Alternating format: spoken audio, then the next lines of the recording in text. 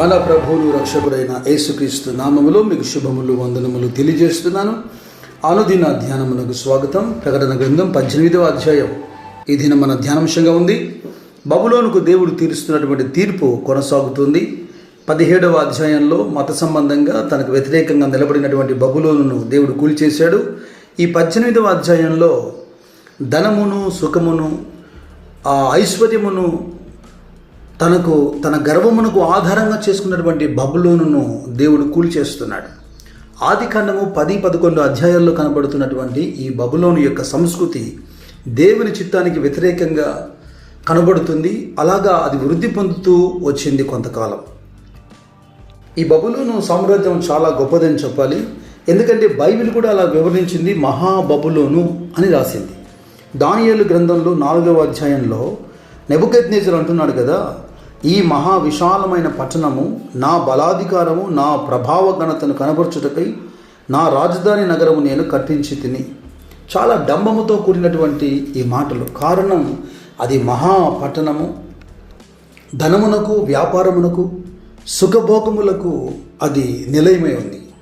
అయితే ఇటువంటి మహాపట్టణము కూలిపోతుందని ప్రవక్తలు ఎందరో ప్రవచించారు.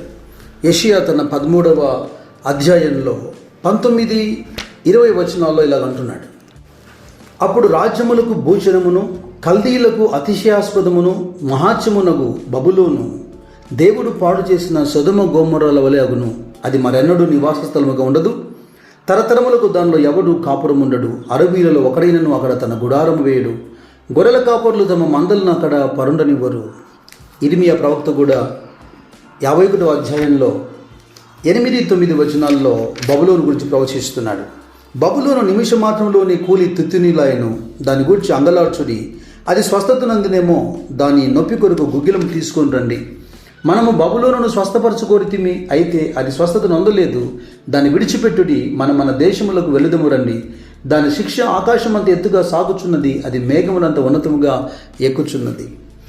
సొదొమ గొమొర్రా పట్టణములతో దీని యొక్క తీర్పును, నాశనాన్ని ప్రవక్త పోలుస్తున్నాడు. దీనితో వ్యాపార లావాదేవీలు చేసి ధనం సంపాదించిన మనుషులు ఈ బబులోను పట్టణాన్ని దేవుని ఉగ్రత నుంచి తప్పించి బాగు చేసే ప్రయత్నాలు చేసి విఫలమై అలసిపోయి వారు మాట్లాడుతున్న మాటలవి. దీని యొక్క కీడు తీర్పు ఆకాశమంతా గొప్పగా ఉంది కనుక ఇది విడిచిపెట్టి మనం బయటికి వెళ్ళిపోదాము రండి, మన దేశంలోకి వెళ్ళిపోదాము రండి అంటున్నారు. ఎందుకు బబులోనుకు ఈ విధమైన పరిస్థితి కలిగింది అంటే, దేవుని ప్రజలు దేవునికి వ్యతిరేకంగా తప్పిదం చేసినప్పుడు, పాపం చేసినప్పుడు వారిని గుణపరిచేందుకు ఆయా కాలాల్లో దేవుడు చేస్తూ వచ్చినటువంటి ఒక అద్భుతకరమైన విషయం ఏంటంటే, వారిని కొంతకాలం శత్రువు చేతికి అప్పగించడం, ఆ శ్రమల గుండా వెళ్తున్నప్పుడు వారు దేవుని జ్ఞాపకం తెచ్చుకొని పశ్చాత్తాపడినట్లుగా దేవుడు ఆ విధంగా అప్పగిస్తూ వచ్చాడు. అలాగే ఇజ్రాయేలు దేవునికి వ్యతిరేకంగా జీవిస్తున్నప్పుడు ఈ బబులోనుకు చెరగా వెళ్ళేట్టుగా ఒక 70 సంవత్సరాలు దేవుడు అనుమతించాడు. రాజులు 2వ గ్రంథము 24వ అధ్యాయం 1వ వచనంలో, యెహోయాకీను దినములలో బబులోను రాజైన నెబుకద్నెజరు యెరూషలేము మీదికి వచ్చెను. యెహోయాకీను అతనికి దాసుడై 3 ఏళ్ళు సేవ చేసిన తర్వాత అతని మీద తిరుగుబాటు చేయగా. ఇక 13వ వచనంలో, మరియు అతడు యెహోవా మందిరపు ధననిధిలో ఉన్న పదార్థములను, రాజు ఖజాన్లో ఉన్న సొమ్మును పట్టుకొని ఇజ్రాయెల్ రాజైన సొలొమోను యెహోవా ఆలయములకు చేయించిన బంగారపు ఉపకరణములన్నిటినీ యెహోవా సెలవిచ్చిన మాట చొప్పున తునకలుగా చేయించి ఎత్తుకొని పోయాను. దానియేలు 1వ అధ్యాయము 2వ వచనంకు మీరు చూడండి. ప్రభువు యూదా రాజుకు యెహోయాకీమును దేవుని మందిరంలోని శేషించిన ఉపకరణములను ఆ రాజు చేతికి అప్పగించిన గనుక అతడు ఆ వస్తువులను సీనారు దేశంలోని తన దేవతాలయములకు తీసుకొని పోయి తన దేవతాలయపు బొక్కసములో ఉంచెను. మంచిది. ఈ విధంగా దేవుడు అనుమతించాడు కనుక నెబుకద్నెజరు యెరూషలేమును పాడు చేశాడు.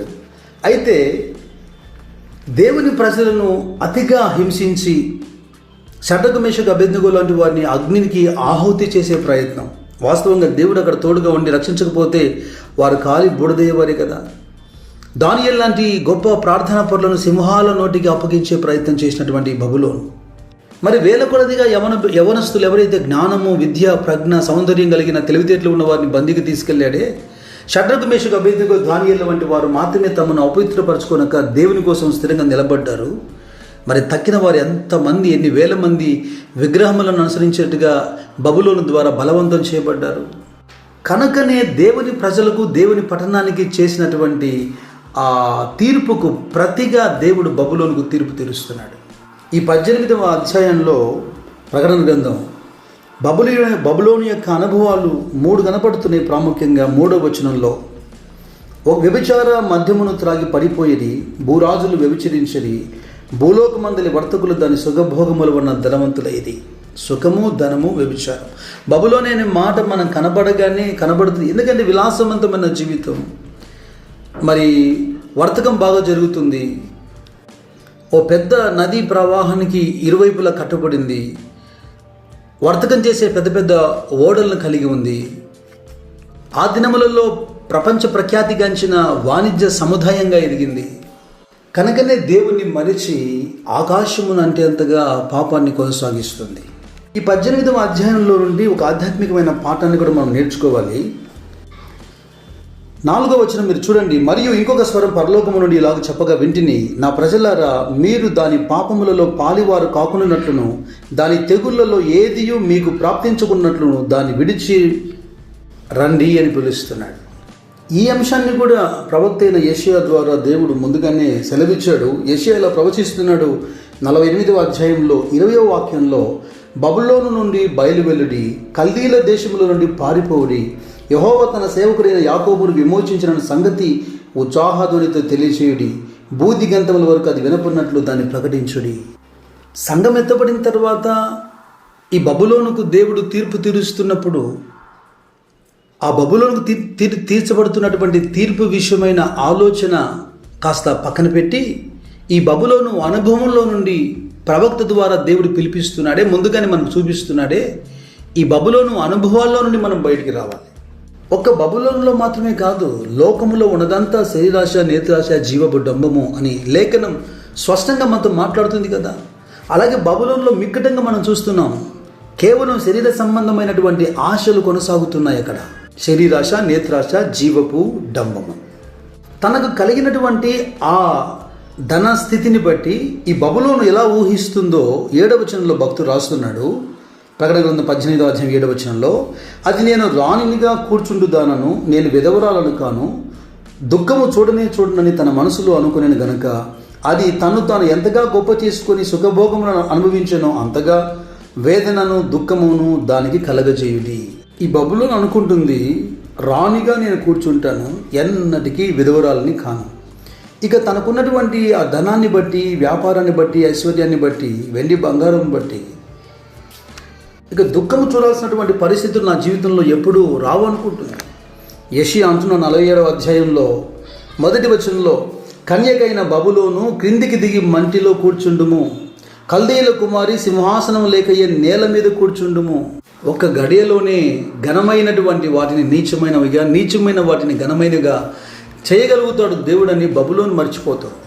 ఒక అబ్బురపరిచే మాట చూడండి. యెషయా గ్రంథం 47వ అధ్యాయం 7వ వచనంలో, నేను సర్వదా దొరసానినై ఉందునని నీవు అనుకుని వీటిని ఆలోచింపకపోతివి, వాటి ఫలమేమవునో మనసునకు తెచ్చుకొనపోతివి. ఆ రోజు బబులోనే కాదు, ఈరోజు కూడా చాలామంది జీవితాల్లో మనం గమనిస్తున్నప్పుడు, లూకా సువార్త 16వ అధ్యాయంలో కూడా 19 నుంచి 31 వచనాల్లో మనం చూస్తే, ధనవంతుడు లాజరు కథలో ఈ ధనవంతుడు సనపునార బట్టలు ధరించుకొని మంచి ఆహారం తింటూ మరి ఎంతో సుఖంగా సౌఖ్యంగా బ్రతికాడు. లాజరు అయితే కురుపులతో బాధపడ్డాడు, వెంగిలిస్తులో తిన్నాడు. ముగింపులో పరలోకములో ధనవంతుడికి వినపడినటువంటి ఒక మాట ఏంటంటే, భూమి మీద నువ్వు ఉన్నంతకాలము సుఖముగా సౌఖ్యంగా బ్రతికావు కనుక ఇక్కడ వేదన అనుభవిస్తున్నావు.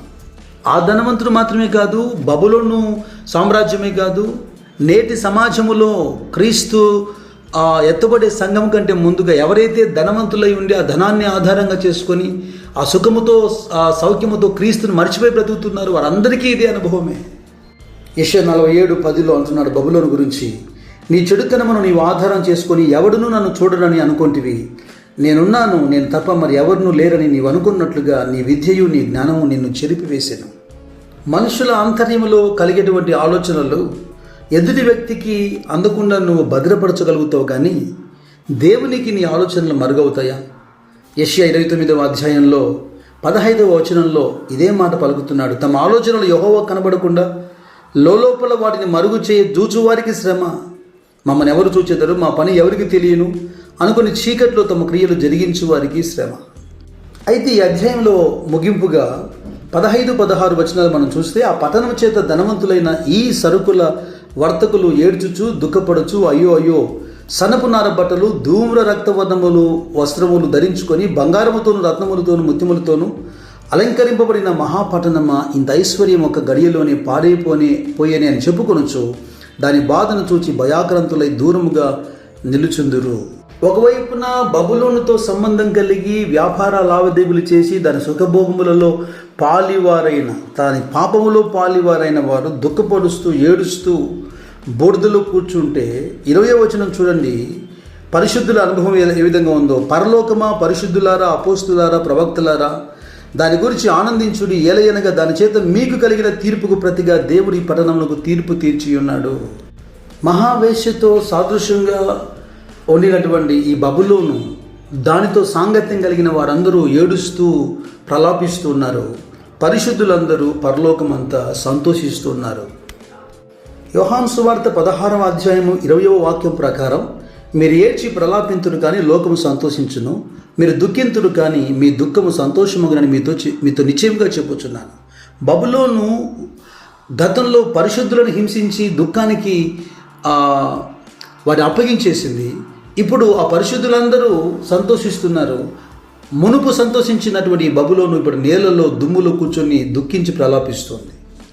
ఈ అధ్యాయ ధ్యానమంతటిని, అదివరకే సంఘం ఎత్తబడిపోయింది కనుక ఈ బబులోనుకు జరిగే తీర్పు గురించి మనం పెద్దగా ఆలోచించాల్సిన అవసరం లేదు. కానీ ఈ అధ్యాయం అంతా మనం ధ్యానం చేస్తున్నప్పుడు అక్షర సత్యం కంటే ఆధ్యాత్మిక కోణమే మనం ఎక్కువగా ఆలోచించాలి. దట్ మీన్స్ 18వ అధ్యాయము ప్రకటన గ్రంథం 4వ అధ్యాయంలో, మరి ఇంకొక స్వరం పరలోకము నుండి ఇలాగ చెప్పుగా వింటిని, నా ప్రజలారా, మీరు దాని పాపములలో పాలివారు కాకున్నట్లును దాని తెగుళ్లలో ఏది మీకు ప్రాప్తింపకున్నట్లును దానిని విడిచిరండి. ప్రభు మనతో మాట్లాడుతుండగా బబులోను అనుభవాలను విడిచి బయటికి వచ్చినట్లుగా తీర్మానం చేయాలి. కూలిపోయి నాశనమయ్యేటువంటి భౌతికమైనటువంటి రాజ్యాల మీద మనసు పెట్టక యుగయుగములు నిలిచేటువంటి నిత్యత్వమైన పరలోక రాజ్యం మీద మనసు పెట్టాలి. ఆ దిశగా దేవుడు మీకు తోడయండి మేము నడిపించునుగాక. God bless you. God bless you.